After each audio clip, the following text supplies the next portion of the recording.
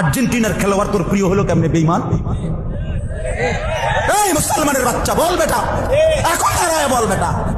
কোন কাফের বেঈমান, কোন খ্রিস্টানের বাচ্চা, কোন ইহুদি, তুই মুসলমানের ঘরে জন্ম নিয়া তোর রক্তে মুসলমান মার রক্ত, তুই কেমনে ওই বেঈমানের মতো সাজবি?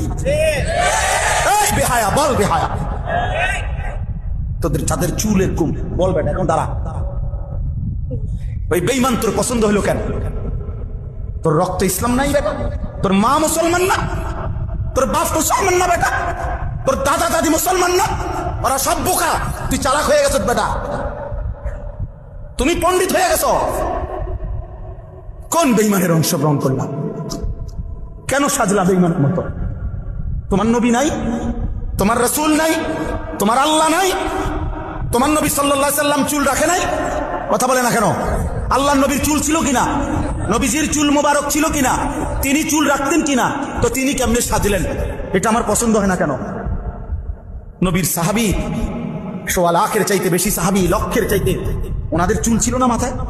তো ওনাদের চুল কেমন ছিল তার কোনো বর্ণনা নাই কিতাবে? তো তুমি দেখো না এটা? তোমার ধর্মকে তুমি এত বড় বেইজ্জতি করলা কেন?